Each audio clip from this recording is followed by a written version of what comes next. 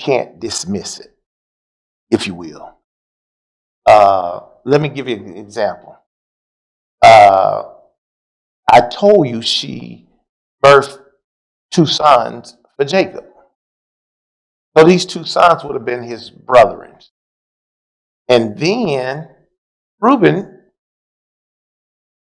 for the lack of a better word, had an affair with her. And his father got wind of it. So not only did he sleep with his brother's mother, he slept with his father's concubine.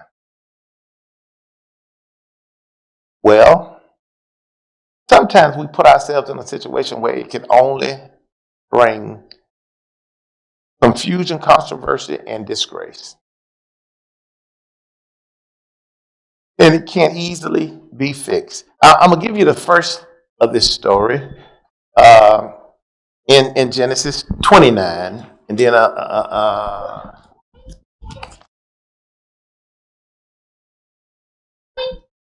in and I almost said Leah 29. In Genesis 29, verse 32 said, and Leah conceived and bare a son, and she called his name Reuben. But she said, surely the Lord has looked upon my affliction. Now, therefore, my husband will love me. Now, many times, even in today, uh, 3,000 years later, and people still feel like, there are a lot of women that feel like if I give him a child, he'll love me. And all you did was just insert a baby into your confusion. And most people tell this, April, they tell this story from the man's point of view. But Leah had feelings too. And she hurt deeply by in her affliction. She said, a child of my affliction. Do you know how it felt to see Jacob fuming over her sister, making a big fuss and ignoring her? Now she figured if I give him a son, he'll love me. Because a son brought honor, especially the first one, the firstborn. However, it didn't work. And Reuben grew up seeing his father's attention and affection favoring the others. Now, this is going to become quite a complex story, but God take the worst of things and make the best of things. Hey, Clint, listen to this, verse 33. And she conceived again and bare a son and said, because the Lord has heard that I was hated, he has therefore given me this son also. And she called his name Simeon. So she gave a second son. Now the second son was a little bit more balanced. Now he grew and became a mighty man. As all 12 of these men, being that they were all of Jacob's pedigree, became great leaders and great men of God, and God's hand was on them because they all became leaders over the tribes of Israel, except Joseph, which you would have thought there's no tribe of Joseph. But his grandsons, Ephraim and Manasseh, became, Jacob's grandson, Joseph's sons, became tribe leaders, the tribe of Ephraim, the tribe of Manasseh. But here we see, let's jump forward to Genesis 49. Now the time has come. Jacob is about ready to depart the scene, and so it's time to bless all of his children. And Jacob called unto his sons and said, gather yourselves together, that I may tell you that which shall befall you in the last days. Gather yourselves together, and hear ye, sons of Jacob, and hearken unto Israel your father. Reuben, thou art my firstborn, my might, and the beginning of my strength. The excellency of dignity and the excellency of power. Standing right there, he could stop right there. That's a beautiful epithet. Thou art my firstborn, the beginning of my excellency, my strength and my power. And what he was basically saying, I gave you everything to be a success.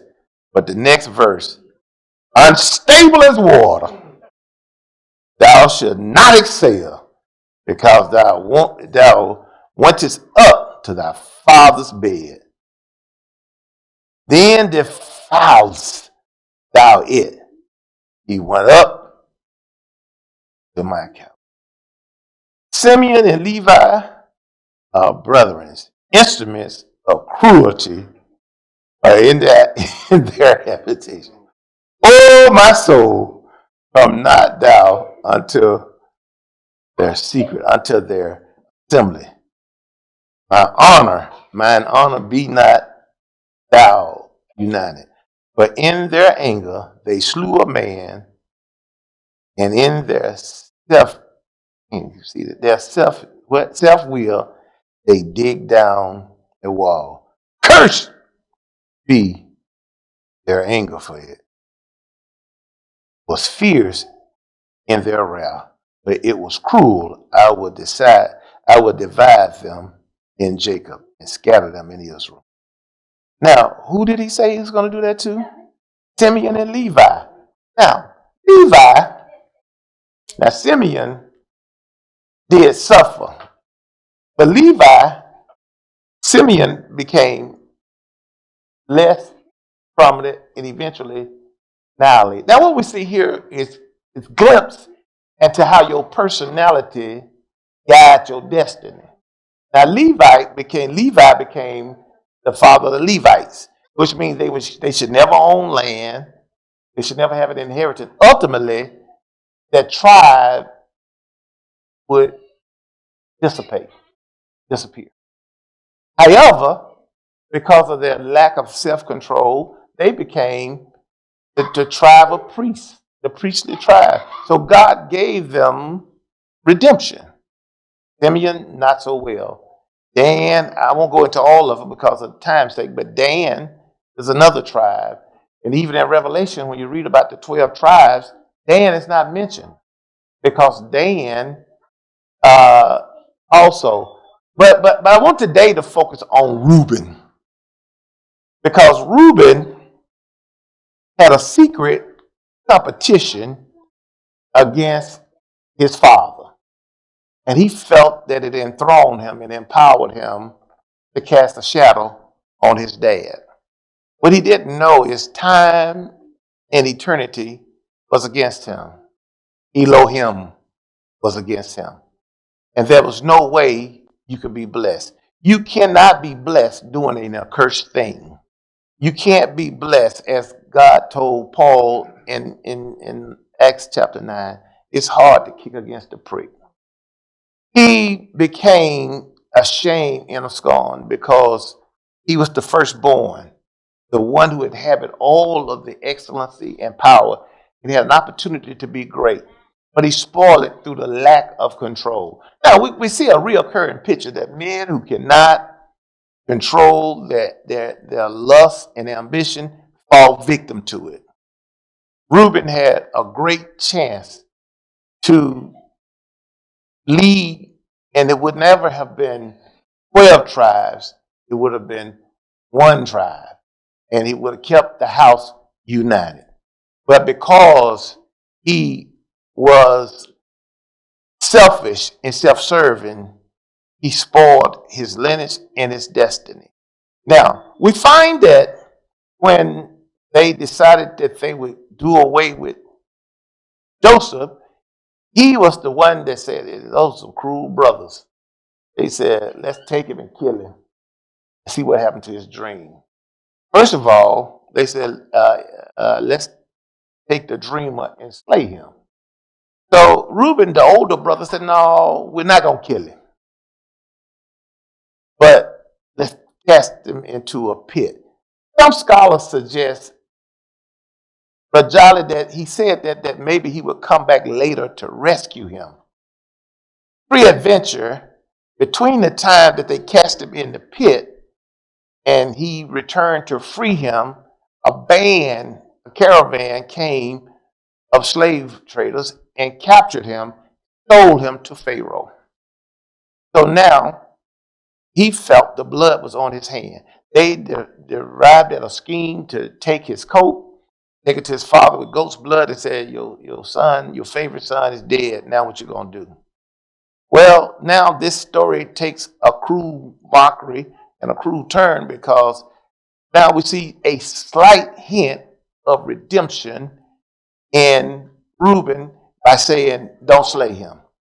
Now, no matter what you do, when you dissipate honor, whatever you gain after that will never be as great as the first honor. You can rebuild and you can reestablish, but you can never recapture the former glory. That's why whenever I hear people talk about somebody having a comeback is better than a never was, but a comeback is nothing like not leaving.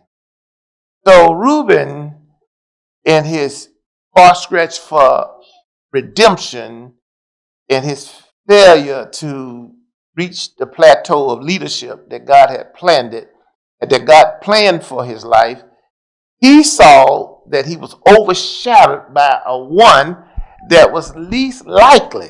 Now, Joseph was the fourth son of 12. Judah was the seventh son of 12. Judah had all the things that the older son should have possessed, but because of his personality, his integrity, and character, he became the symbol of modern day worship. Judah did not wait, he didn't hesitate, and that's why we have the term today, send Judah first. When they would sit around and say, let's discuss what we gonna do, Judah said, while y'all talking, I'm going in. And that's why we got the term send Judah first. And when they was getting ready to assemble to go help, Judah was coming out with the spoils. Even God said, I like that. I like the tenacity. It was something about Judah that God liked, because his name began to represent praise. And Judah became on the forefront. Now, we know that Dan and Gad was warriors. Gad was a great warrior. Gad was such a great warrior that he told the children of Israel, when y'all cross the Jordan, now crossing the Red Sea, they all did, but when they crossed the Jordan, he said, I'm not going to go on over with y'all. This land suits me just fine. We're going to stay right here. And so Moses was concerned about them. Why y'all, the Gadites, he said, why y'all don't want to go over in the land? Are y'all trying to break off and start a nation of your own? He said, no. In fact, to show you that we don't mean to do that, we're going to build a temple over in the promised land so our children and our children's children will know that we with y'all. However, we're going to stay over here on the outside. Now, when you're on the outside, that means that you fight first. Because the enemy get to your house first. Melvin, if you at the gate, before I can get to Jolly or Larry, I got to come through you. So now you're going to fight all the time. Every enemy that came fought Gad.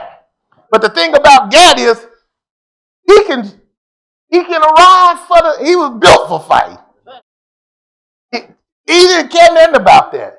He could have went in and secured it. In fact, in the birth order, he could have been in the middle of the promised land when they divided the land. But he said, I want all that smoke.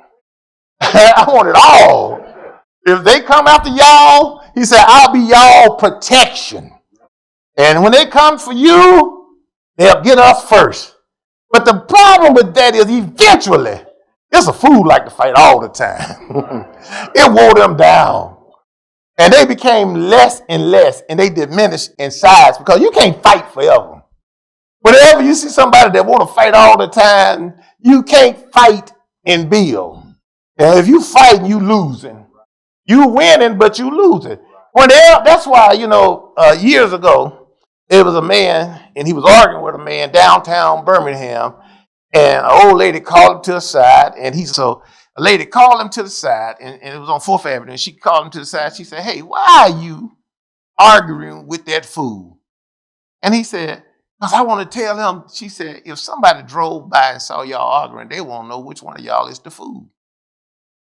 Sometimes when you argue with a person, it diminishes you anyway.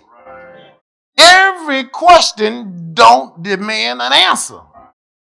Everything doesn't demand a response. There is a thing called, the Stoics have called the law of silence. Sometimes your greatest voice is the voice of silence. Clear, sometimes the loudest voice in the room is the voice of silence. By not saying something, you graduate. Sometimes people don't understand that when they are saying something, you're on equal footing. In fact, you're empowering the aggressor by arguing. So when you are quiet, you dethrone them. You take away all their energy. You take away all their oxygen in the room, and now they can't do anything. The best thing to do is take away their defense. And that is, don't say nothing. That's why Jesus, we learned that the law of silence with Jesus in the judgment hall. The Bible said, and he said not a word. And they said to him, why won't you speak? Why won't you defend yourself? He never said nothing until finally the man told Jesus, say, do you not know I have the power to kill you? And Jesus said, finally, he just had to tell him, look, you ain't got no power against me. Just so you know, you a little arrogant and cocky about what you can do, but be it known this day, he said, I can call down legions of angels and clear the room at any time. Then he went back to the law of silence. Sometimes when we try to defend ourselves, we condemn ourselves.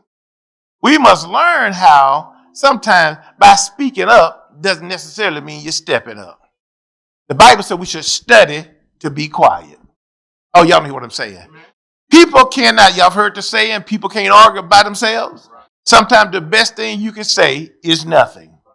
The Bible says that we should study to be quiet. When the Bible talks about in Proverbs a man who can control his spirit. Now, it's hard to control your spirit when you're being lied on, barraged with criticism and attack. But what you don't understand is they're prying and poking you for a response.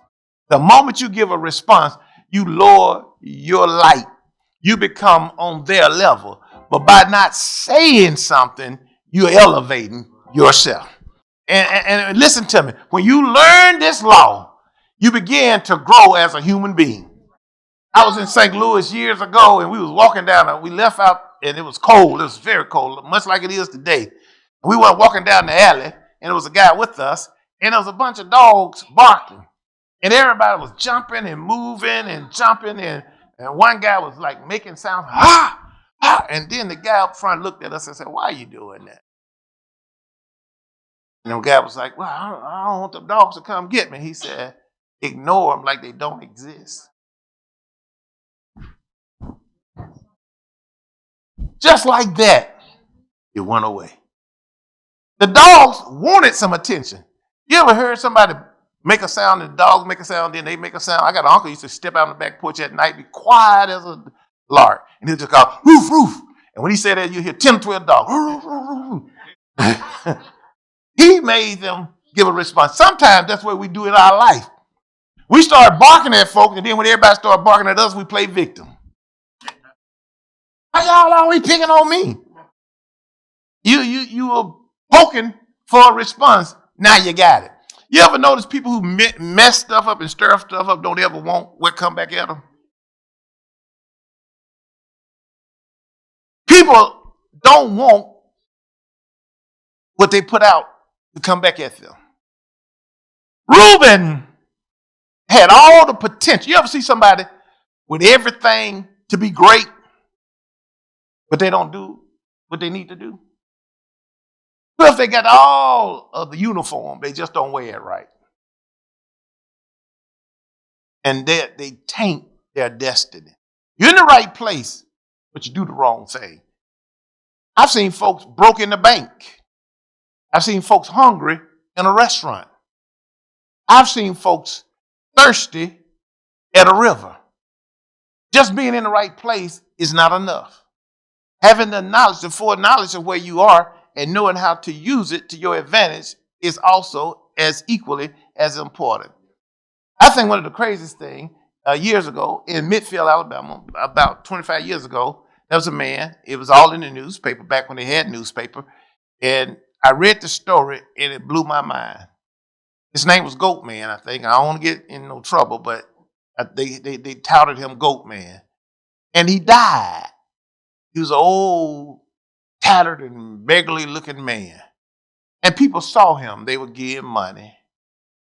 A couple of dollars here, a couple of dollars there. And he looked disheveled. And finally, when he died, they didn't know how to reach his relatives. They didn't know how to connect with his family. So they went in the house. And cleaning the house, they found $450,000. Yet his clothes was tattered. He ate out of cans with old dirty plastic spoon. So I'm told. That man died leaving almost $500,000 because he didn't have the wherewithal to recognize that that was his resources to improve his living. What I'm told from the story, that money ended up going to the state. He was buried in Potter's Field. So I'm told. I don't know. But what I'm saying is, that's a sad story. But a sadder story is people we know who squander their life and waste their life on unnecessary things. Spend their whole life in the midst of a great opportunity and they forfeit it for something crazy. Don't spend your money on something cheap and don't waste your time on foolish things. The greatest investment you can ever make is when you invest in yourself. When you invest in yourself, that's why when you see people, when they make a decision to live a life of honor, they walk different, they talk different, they treat folk different. People with honor builds up. People with dishonor tear down. People with honor love. People with dishonor hate. Do you know out of the core of jealousy is born hatred? Miles Monroe says murder without killing. There are some folks that they hate so much that they will kill you, and it's not about your possessions, it's about your personality. Actually, there are some folks that can be so mad at you and you haven't done a thing. That's why your greatest investment is in you. When God gave you, God gave you the best that he got. When God redeemed your soul from hell, when God sanctified your spirit and freed you from damnation, no devil in hell can stop you. No demon can rob you. You're on the winning circle. God is on your side. You will never return to the beggarly person that you were. You walk different. You talk different. You think different. Be not conformed to this world, but be transformed by the renewing of your mind. The renewed mind think different. The renewed mind talk different. The renewed mind is not about being idle, but being upward. You know, you want to know what a man is, look at what he read. You know what a man is, see what he think about. See what he talk to. What you spend your time on is what consume you. You know, they was talking about the scientists took and they did some research on some animals. And they discovered that it is true. You are what you eat. You are what you consume. The koala bear, which ate the eucalyptus, primarily bamboo and eucalyptus, when they did the analysis of his DNA, that's what was there. When they did the analogy of the horse, they found out that the horse that ate grass was better than the horse that ate grain. It was natural. Y'all see what I'm saying? And then they said one of the biggest misnomers were we thought rabbits like carrots. Found out they ain't really fond of them. They was like, not particularly. Nobody asked the rabbit. And so they researched and found out that the cartoonist that drew Bugs Bunny back in the 30s was a constant carrot eater. So he started that, and to this day, we propelled that rabbits like carrot. But rabbits grow in regions where there is no carrots. They like grass. They like lettuce. They like lettuce. They were like, hey, ask me. I like lettuce a lot. I like carrot. We never asked the rabbit. So now we find out that in our cellular structure, you are what you consume. That's why negative people give off negative vibrations.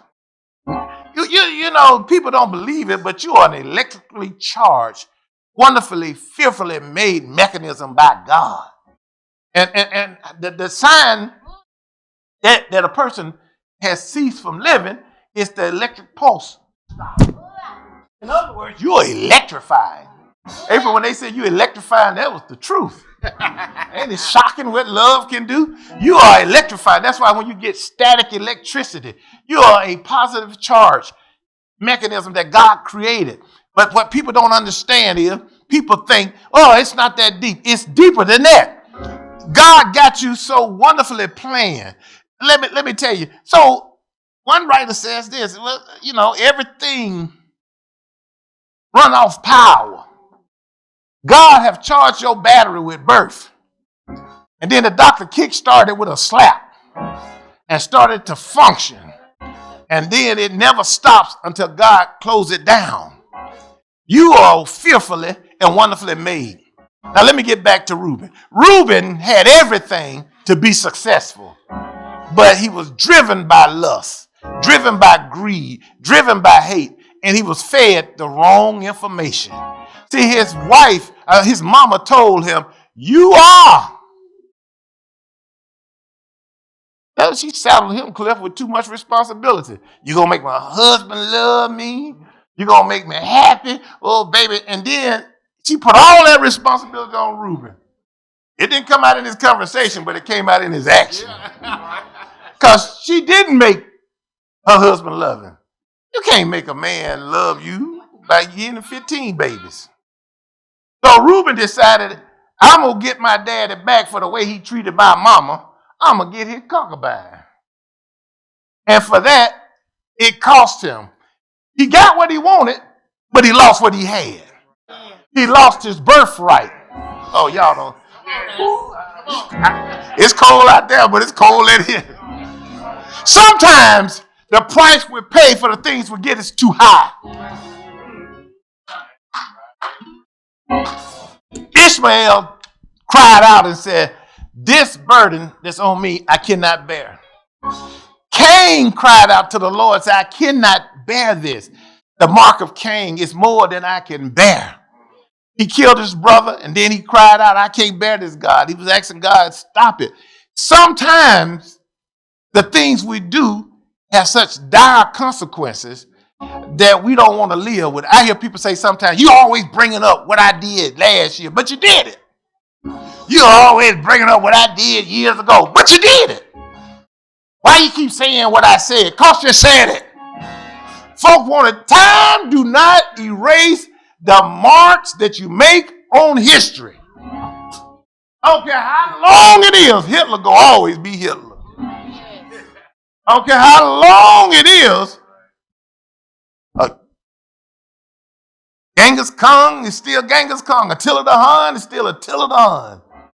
Nobody changes. Hannibal the Horrible is still Hannibal the Horrible. You look at Hitler today, nobody want to wear that little mustache. He said, he took a fashion statement and turned it out. Nobody wanted it. Before that, everybody was like, that's cool. I can sport that. You don't have one on the side. You know, you don't have the handlebars, all it's just the one little mustache right there. And he wore this, oh, get that. You made it out of style. People do things and then they don't want to pay the price. Why you always bring it up? Because you did it. You say something, you do something, you don't want nobody to talk about it. No, good people want you to talk about. All you do is talk about yourself. Well, if you do good things, who else should you talk about? And if you had something to talk about, you'll talk about it too. But you had done nothing worthy of a conversation. Because people don't talk about things that they can't talk about. You can't sit up and talk about, well, I broke into the folk house. I stole a car at 16. I used to go steal cookies. I stole money out of my mama's purse. Ain't nothing to talk about. But when you achieve something, you could talk about it. Reuben was marked first by his mama. What is you saying, Pastor? Mamas, be careful what you say over your children. Be careful what you expose your children to. Want your children to be better than you. Tell your children about honor. Tell your children about dignity. And give them a double dose of teaching on respect. Living a life of honor will elevate your children and it'll bring honor to you. Proverbs says, a good son brings honor to his father. A bad son is rottenness to the bone. Whew. Now, you say, well, what about the other two sons? The other two sons, Cliff, Levi and Simeon, they had good intentions. You ever had people that have good intentions, but they had better intentions than gray matter? Y'all ain't met nobody like that. Well, I tried. They said, well, man came to see their sister, and I'm closing, Cliff. I'm through. Can I tell it? Y'all want it? Let me tell you what happened. Man wanted to date his sister. He was like, man, I like her. Diana's cute. He ain't dirty, Diana. She cute. So they dated her, and then they didn't treat her right. So Simeon and Levi said, well, we can't take them unless we trick them. So they said, you want my sister? They said, yeah. They said, yeah, we want her. We want to marry her. I want to marry her. He said, well, all right, this is what you got to do. In order to marry my sister, you got to be like us. She can't marry. My dad ain't going to let you marry her unless you get circumcised. They said, okay. But now you got all your soldiers, everybody sitting around. Everybody sitting around circumcised. Just waiting. Just waiting. What y'all doing? Healing. And then Simeon and Levi said, now let's go get them. Let me tell you something. You can't fight when you can't fight. And they lost that battle because they could not fight. Because when you can't fight, Jolly, you can't fight. I can't even imagine them. Oh, Lord. There's enough. And they came back and they told their daddy. Their daddy said, y'all have disgraced me. They said, we thought it was smart. Dumber and dumber.